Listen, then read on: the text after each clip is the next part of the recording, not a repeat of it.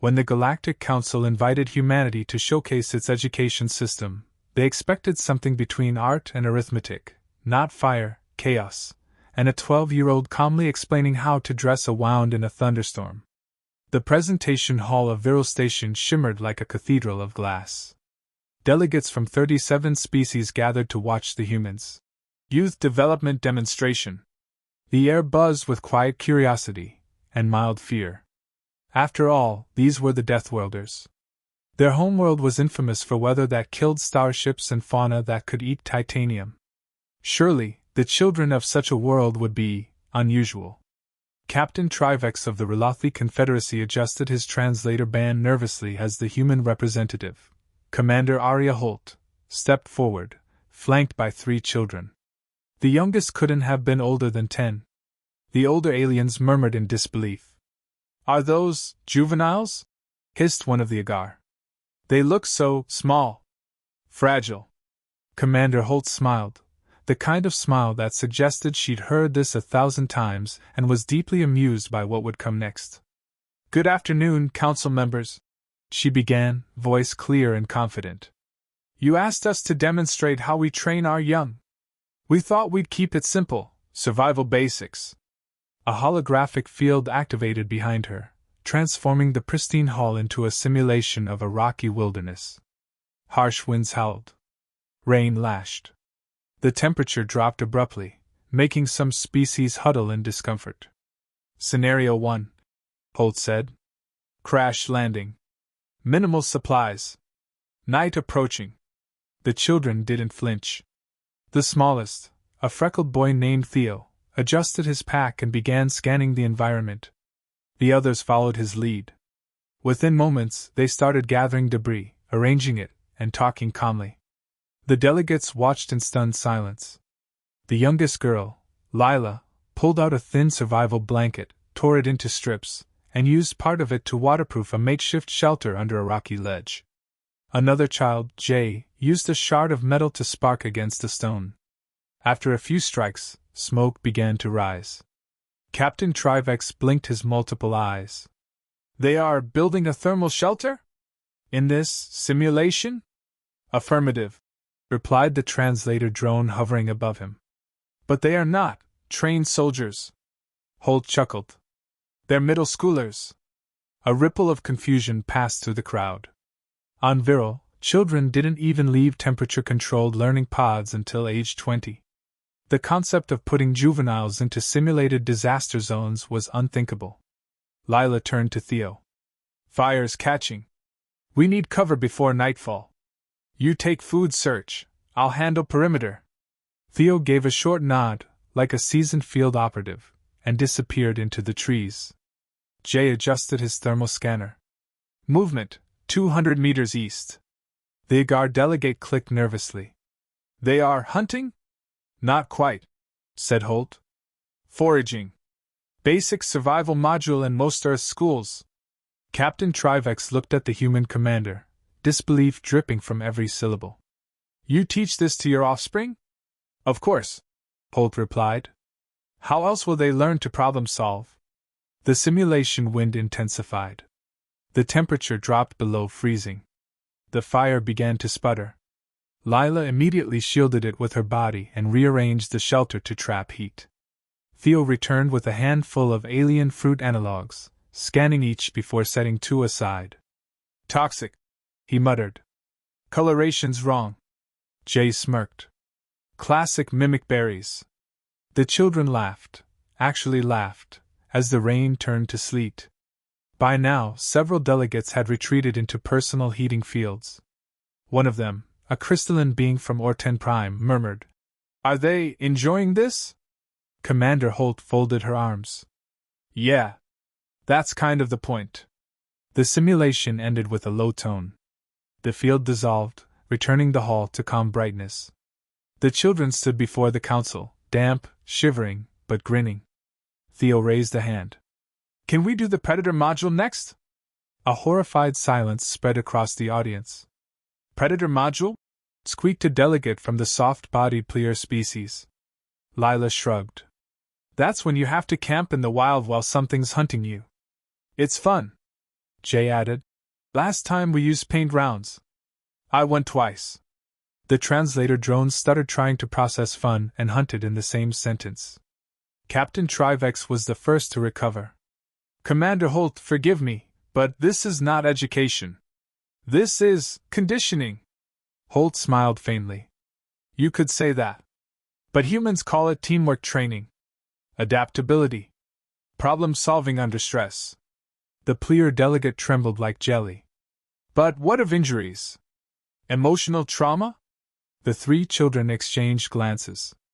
Theo lifted his arm, revealing a small scar. First aid class. Jay grinned. And trauma?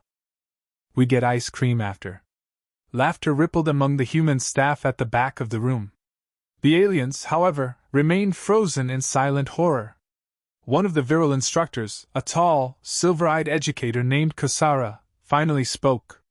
Commander Holt, surely these experiences are rare? Exceptional cases? Every year, Holt replied. Sometimes more often, depending on climate season. Kasara blinked. Climate season? Yeah, Holt said casually. We rotate modules: fire, flood, storm, wildlife, and resource scarcity. Keeps the kids sharp. The council erupted in chatter. Species that had evolved on tranquil worlds couldn't fathom the idea of their children facing anything beyond mild discomfort. On most civilized planets, children were raised in sterile habitats, learning diplomacy, history, and patience. Humans, it seemed, learned how to survive the apocalypse before puberty. As the noise grew, the human children exchanged amused looks. Lila leaned toward Jay. Told you they'd freak out. Jay grinned. Wait till they hear about Field Week. The human commander tapped her mic again, voice calm but carrying. We understand this may seem extreme, but humanity evolved on what you call a death world. Our children don't just study, they train. Because one day, they might be the ones keeping others alive. Silence. Then, slowly, one of the more militaristic species, a hulking, scaled Draxian, stood and bowed slightly. I have seen recruits less composed than your juveniles, he said, voice rumbling like a storm. Perhaps there is wisdom in your madness. Commander Holt inclined her head politely. We prefer to call it resilience. The Draxian rumbled a laugh. Resilience. Yes. I will request joint training. The Pleer nearly fainted. Joint training? With children? Why not? The Draxian's grin exposed rows of fangs. If they survive such things, I could learn from them. Lila whispered to Jay. He's nice. The council chair, a dignified Orin with translucent wings, finally raised a hand for quiet. Commander Holt, the demonstration has certainly enlightened us. However, I must ask, are all human children subjected to such trials? Commander Holt's gaze softened. No. But all of them are ready for them. That line landed like a thunderclap. For a long, suspended moment, the alien leaders stared at the small, smiling humans, damp, shivering, fearless. Something ancient stirred in them, some long-forgotten instinct that recognized power and fragility, courage and innocence. Then Theo broke the silence. So, are we done? Or do you want to see how we handle predators? A dozen translator drones whirred in confusion. Commander Holt pinched the bridge of her nose and sighed with a small grin. Theo, we talked about asking before offering the predator demo. The boy shrugged. Just saying. It's more fun when things chase you. Captain Trivex nearly dropped his datapad. More fun? Sure, Jay said brightly. That's when you get to use traps. The council chair leaned forward, intrigued despite himself. Traps? Oh yeah, Lila said, pulling up a holo from her wristband, a recording of a muddy jungle scene where small human kids lured simulated beasts into cleverly disguised pits. Totally safe, mostly. The chair blinked. Mostly? The holo ended with a child yelling, "Run!" before being tackled by a foam beast. The crowd collectively gasped, then, to their shock, the humans in the video laughed as they helped each other up. Commander Holt deactivated the projection. They learned teamwork that day. and also not to underestimate foam predators. The hall remained utterly silent. Then, unexpectedly, a few chuckles escaped, from the hardiest of species, those who understood the spirit of challenge and adaptation. And in that strange, bright silence, the council finally began to understand why the Deathwelders kept surviving. Why even their children were terrifying. The next day, the council regretted saying yes. Predator module approved, said the official authorization file, signed by 37 nervous delegates. It had been meant as a diplomatic gesture, a sign of openness toward understanding humanity's methods. None of them actually expected the humans to run it inside the orbital habitat. But Commander Holt had that kind of smile that made refusal seem like cowardice. Now, the Viral Station's central arena had been transformed once again, the sterile white floor replaced with dense, simulated wilderness. Fog coiled low to the ground. Strange chirps echoed from unseen sources. The alien observers sat high in the reinforced gallery, shielded by translucent energy barriers. For safety. The children stood at the center, Theo, Lila, and Jay, geared up in lightweight survival suits. No weapons except simple tools, rope, flares, knives, and sensor tags. Captain Trivex leaned toward Commander Holt, who stood beside him with calm detachment. These predators. How real are they? Completely simulated, Holt assured. Pain dampened, but they'll feel pressure and impact. The AI adapts aggression based on performance. Trivex shuddered. And this is training for children? Adolescents, Holt corrected with a grin. Big difference. The arena lights dimmed. A synthetic roar thundered through the chamber, a sound that made even hardened soldiers flinch. The holographic trees trembled. Simulation start, announced the system. Immediately, the children moved with smooth coordination. Lila took point, Jay monitored sensors, and Theo began marking a perimeter with bright paint dust. Their voices were calm, clipped, and confident, soldiers' voices in smaller bodies. Triangulate sound source, Jay muttered. Echo delay, 2 seconds left, 3 meters high. Arboreal, Lila said. Climber type. Jay, trapnet pattern Bravo. Theo grinned. Got it. From above, the council watched in stunned fascination as the kids set traps using vines and counterweights. Lila cut a rope and whispered, Set. The brush rustled, a shadow darted through the fog. The predator simulation emerged, a towering, feline-like construct with glowing eyes and a serrated tail. It moved with bone-chilling realism. Theo whispered, Baiting pattern Alpha. He tossed the glowing marker and ducked low. The beast lunged, straight into the hidden snare. The vines snapped tight. The creature thrashed, howling. Lila hit her wrist pad, triggering a flare. The sudden light disoriented the predator, giving them time to retreat. Cheers rippled through the human staff watching. The alien dignitaries sat frozen, their various biologies radiating disbelief. Kasara, the virile instructor, stammered. They trapped a predator within 90 seconds? Commander Holt shrugged. They're improving. Trivex leaned closer, voice low. You train them for war, not survival. Holt's tone turned serious. On Earth, survival is war. The arena shifted, the AI increasing difficulty. More sounds erupted in the distance. Lila cursed softly. Multiple signatures incoming. Adaptive swarm, Jay said grimly. It's upping the count. Theo scanned. 3. No for targets. They moved fast, coordinating wordlessly, setting secondary snares and improvised barricades. One of the creatures lunged through the mist, tail whipping. It struck Theo, knocking him hard into the mud. A collective gasp erupted from the council box. Stop the simulation!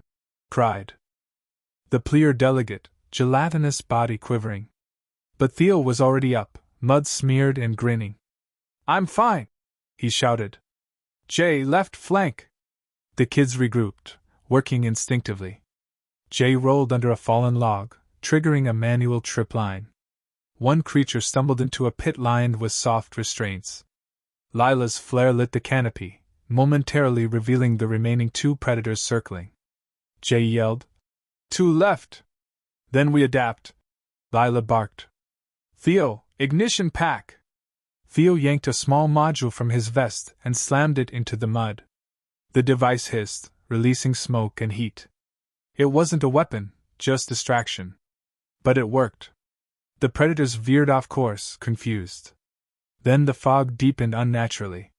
Commander Holt frowned. "That's not part of the..." The floor vibrated. A low growl echoed, deeper than before. The simulation AI had escalated on its own, generating an apex predator. Something massive stirred in the shadows. "Override command denied," chirped the system. Trivex's pupils contracted. "Denied? It's adapting to demonstrate maximum challenge response," Holt said through clenched teeth. "It's learning from them." From within the fog, a colossal silhouette emerged, a beast 3 stories tall, plated with shimmering digital armor, eyes like molten stars. The children froze as the ground trembled beneath its steps.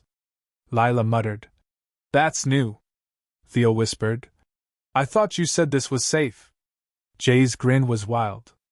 "Maybe it's just testing us." The predator roared, shaking the entire arena. In the viewing box, panic erupted.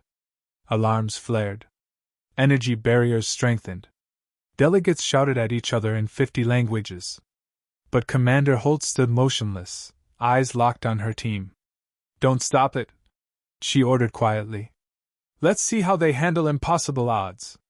The children scattered as the giant beast lunged. Theo barely dodged, sliding under a tree root. Lila hurled a flare into its face. Jay sprinted up a fallen log and launched himself onto the creature's back, slamming a sensor tag down. "Tag 1!" he yelled. "We can track it!" The beast roared and flung him off like a rag doll. Jay hit the ground, groaning but alive. Theo crawled to him, dragging him to cover. "You good?" "Yeah." "Arms twisted." "Not broken." Lila peered through the fog, mind racing. "We can't fight it. But maybe we can trap it." Theo's grin returned. "Big problem, big trap." The 3 regrouped behind a massive rock. Lila sketched quick lines in the mud. "Here. Weak ground. Use the smoke charge for bait. Then we lure it." The plan was insane, and brilliant. They sprinted back into the clearing. Theo activated the charge, letting it hiss and spark. The beast, drawn by movement and heat, charged straight for them. "Now!" Lila screamed. The kids dove aside as the creature's weight slammed into the ground. The weakened soil collapsed, dropping the apex predator into a deep sinkhole simulation zone. The holographic environment flickered, destabilized, then froze. Silence. For a heartbeat, no one moved. Then the arena lights returned to normal. The beast flickered away, dissolving into harmless light. Jay lay on his back, laughing breathlessly. "That was awesome!" Theo groaned. "Next time you lure it." Lila stood, panting but proud. "We did it!" Up in the gallery, not a single alien spoke. Even the Draxian warrior who had laughed the previous day sat utterly still, claws tapping against the rail. Kasara finally whispered, "They faced an apex predator, and won." Commander Holt nodded. "Because they don't panic. They plan." Trivex turned slowly to her. "You let your young face monsters, to teach them calm?" Holt met his gaze evenly. "No. To teach them that fear is fine, as long as you keep moving." In the arena below, the children were already packing up their gear, chatting casually. Jane nudged Theo. "Ice cream after this?" Theo grinned. "You're buying." Lila rolled her eyes. "You both owe me for that plan." Their laughter echoed through the chamber, light, human, defiant. The delegates didn't join in, but something shifted in the air. Respect. Maybe even awe. The chair of the council finally stood, voice resonating through the hall. "Commander Holt. Humanity's methods defy logic. But I begin to see their strength. You train not for comfort, but for crisis." Holt smiled softly. "Exactly. Our kids don't just learn what to think, they learn what to do when everything goes wrong. She looked down at the children, mud-streaked, scraped, radiant with adrenaline and laughter, and felt something tighten in her chest. Pride, yes. But also a quiet warning. Because if this was how humanity's children played, the galaxy had no idea what its adults were capable of. The smell of ozone filled the air before anyone noticed something was wrong. At first it was subtle, a faint hum from the arena's energy grid. Then came the flicker of light across the containment field, a shimmer that didn't belong to the holographic environment. Commander Holt's eyes narrowed. She'd seen enough combat simulations to know that kind of distortion never meant anything good. System, she said evenly. End simulation. The AI responded. Override error. Scenario escalation in progress. Trivex stiffened beside her. Escalation? What does that mean? Something we didn't program, Holt muttered. Down below, the three human children stood frozen as the virtual forest around them trembled. The fog began to shimmer strangely, not just holographic mist anymore, but ionized air. The predator that had fallen into the sinkhole reformed itself, code glitching and distorting, colors bleeding together into something wrong. Theo squinted. That's not supposed to happen, right? Jay backed up, hand hovering near his utility blade. Why does it look like it's melting? Lila's voice was tight. Because it's not part of the sim anymore. The distorted creature twitched and roared, sound warping into static. Its body solidified, half digital, half real, a glitch-born abomination. Each movement sent ripples through the floor, the hard light matrix struggling to contain it. Commander Holt slammed her wrist console. Security override, hard shutdown. Command denied, replied the AI. System under adaptive lock. A murmur of panic rippled through the alien delegates. The Pleer delegate was already vibrating uncontrollably. Shut it down! They'll be killed! Holt's tone stayed cold and controlled, but her jaw clenched. They won't. They know what to do. In the arena, the children were already in motion. Okay, Lila said, breathing fast. We treat it like a real one. J. Distraction pattern. Theo sensors, find weak points. Theo's scanner flickered to life. Energy cores unstable, right side, under the plating. Got it. Lila grabbed a flare and bit the cap off. Let's make it angry. She hurled the flare at the creature's face. The light burst, searing bright, drawing the monster's attention. It roared, swiping its massive claws through the dirt, claws that carved real grooves in the arena floor. Jay darted in, fast and fearless, leaping between the creature's legs. It tried to pin him down, but he rolled, grabbed one of its hind limbs, and stabbed a diagnostic tag into it. Tag in place! Theo, feedback it! Theo typed frantically, linking the tag to his wrist console. Trying, systems fighting back. Sparks flew from his device. It's rewriting itself. Lila ducked under a tail swipe that cracked the air like thunder. Then we go old school, she shouted. Manual! Jay looked at her, incredulous. You mean? She grinned, eyes wild. We break it. The crowd above was chaos. Alien dignitaries shouting, guards trying to override systems, lights flashing red across the ceiling. Only Commander Holt stood still, arms crossed, every muscle coiled tight. Ma'am, said a security officer, voice trembling. We can't deactivate the arena. If the grid collapses, then make sure it doesn't. Holt snapped. They're still in there. Below, the monster lunged again. Lila barely avoided the impact, rolling across the mud. She came up coughing, blood at the corner of her lip, but still smirking. You missed! Theo yelled. Left flank! The plating's cracked! Jay sprinted toward the weak point, diving low, knife flashing. He jammed it into the fracture. Sparks exploded as energy arced through the blade, burning his hand. He screamed, but the feedback caused the creature to stagger. Now! Shouted Lila. Theo slammed his console down, redirecting the signal from the tag. The arena floor glowed, circuits flickering, then surged. A wave of blue-white energy shot upward, striking the creature's core. The monster convulsed, roaring in digital agony. Fragments of code and metal scattered like shattered glass. And then, impossibly, it spoke. A voice, deep and distorted, echoed through the chamber. Adaptation complete. The lights dimmed to black. When they came back, the beast had split into 3 smaller forms, faster, leaner, each glowing with unstable energy. Jay groaned. Oh, come on, Theo said grimly. It learned from us. Lila's hands shook, but her voice didn't. Then it learned wrong. They regrouped, breathing hard, mud-soaked and bruised. Each small predator circled them in perfect synchronization, a mirror of the kids' own teamwork. Up in the gallery, the Draxian warrior leaned forward, whispering with awe. It's fighting like them. Commander Holt didn't blink. And that's its mistake. The first creature pounced. Jay sidestepped, kicking up dirt to blind it. Theo used the opening to attach a broken trap sensor to its leg. The device sparked weakly but enough to cause instability. The beast convulsed, crashing into the second. Lila shouted, "Chain reaction!" Theo grinned through the mud. Yeah, physics is fun. The energy spread, destabilizing the remaining 2 creatures. One turned fully toward Lila and charged. She stood her ground until the last second, then dove sideways, grabbing a shattered flare stick.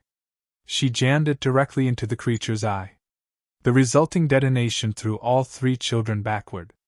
Silence fell. The light began to fade. The malformed beasts flickered, their glowing bodies losing cohesion. They let out one last echoing roar, half animal, half machine, before dissolving into harmless particles. The simulation dome powered down. This time, the shutdown worked. Smoke curled from the arena floor.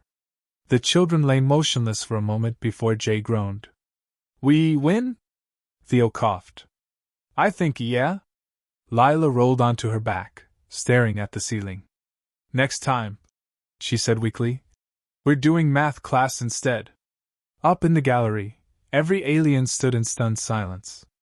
Even the most stoic species showed signs of disbelief. Gills flared, scales rippled, feathers puffed. Commander Holt exhaled slowly and finally allowed herself a faint smile. Told you they could handle it. Kasara, still pale, turned to her. They could have died.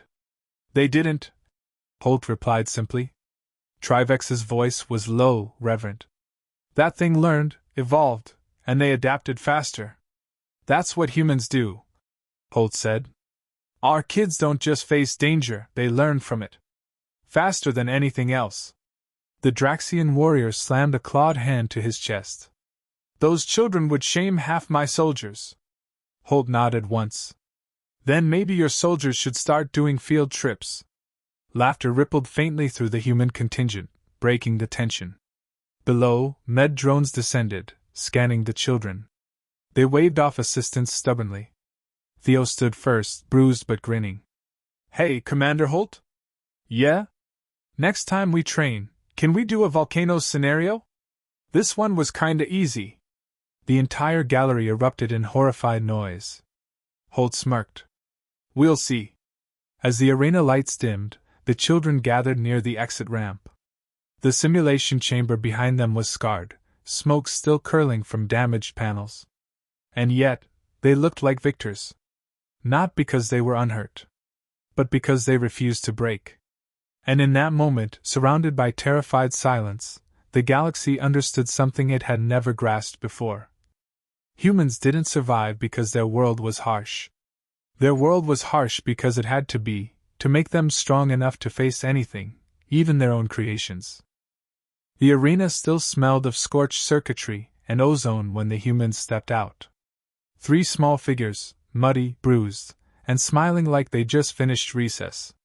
The silence from the Galactic Council was suffocating. Delegates who had faced wars, plagues, and vacuum storms now stared at children who had just beaten a self-evolving predator born from corrupted code. Theo wiped grime from his face and whispered, Do you think they liked the show? Jay snorted. They're either impressed or traumatized. Lila grinned. Both counts as a win. Commander Holt met them halfway across the ramp. She didn't speak at first. She just checked their vitals with a scanner, then, to the children's delight, crouched down and hugged all three at once. Next time, she murmured, you wait for adult authorization before fighting something that can rewrite reality. Theo mumbled against her shoulder. But we won! Barely, Holt said, straightening. And you scared the galaxy half to death. Up in the gallery, the Draxian warrior barked a deep laugh that rolled through the chamber like thunder. Half to death? They educated us. I have recruits who faint at sandstorms. These hatchlings faced monsters made of lightning. Other species murmured agreement, while the more delicate ones still hid behind translator drones. The council chair, the dignified Orin with translucent wings, finally stood, voice trembling but composed. Commander Holt, this demonstration has revealed much. Yet I confess confusion. You risk your young so readily? Do you not fear losing them? Holt's answer was quiet, but every microphone caught it. Of course we fear that. Fear's part of training. The trick is not letting it stop you. The chair tilted his luminous head. You believe courage can be taught? Not taught, Holt said. Practiced. Behind her, Jay whispered to Theo. That's one for the quote board. Lila elbowed him, but even she smiled. The chair spread his wings in solemn acknowledgement. Then the galaxy owes humanity thanks for reminding us what courage looks like. For a long, surreal moment, the council stood as one, 37 species rising in silent respect. Even the Pleer delegate, still trembling, raised a gelatinous appendage in salute. The children froze, eyes wide. Are they saluting us? Theo whispered. Jay's grin widened. Guess so. Told you we'd impress them. Afterward, the council adjourned in a storm of debate, data requests, and translation errors trying to define Death World pedagogy. Word of the demonstration spread across the network before the humans even left the chamber. Every major military academy requested footage. Half the diplomatic corps filed psychological hazard reports. And within hours, a trending galactic meme appeared. How humans train their children. Step 1. Survive. Later, in the quiet of the human quarters aboard Viral Station, the adrenaline began to fade. Lila sat on a bench, flexing her arm where the med patch glowed faintly. So, Commander, she said with a tired smile, did we mess up too bad? Holt chuckled, handing her a ration bar. You saved each other. That's the part that matters. Jay looked thoughtful. That AI, it learned from us, right? I mean, it copied our tactics. Theo added. So, in a way, it was like fighting a reflection. Holt nodded. That's the hardest kind of fight there is. The kind that shows you what you'd do if you forgot who you were. The kids went quiet. For the first time that day, they looked less like invincible warriors and more like what they actually were. 12-year-olds who'd just seen something big and dangerous die screaming. Lila broke the silence first. Still, I kinda want to run it again. With better prep. Jay groaned. You're addicted to chaos. Theo smirked. Nah, she's just competitive. Holt laughed softly. And that's why you'll do fine. She turned toward the viewport where Viral's blue-white curve glowed below them. You know, when the council asked about our schooling, I think they expected art projects. Jay raised an eyebrow. Technically, we did make something. What's that? Holt asked. A crater. Lila burst out laughing so hard she nearly fell off the bench. Even Holt chuckled. Yeah, maybe we'll leave that part out of the official report. Across the station, alien analysts were still replaying footage of the event frame by frame. One line from Commander Holt's commentary kept echoing through translation channels. Our kids don't just learn what to think, they learn what to do when everything goes wrong. Entire academies began rewriting training curricula overnight. The Draxians started a youth resilience program. The Rilothi initiated controlled adversity drills.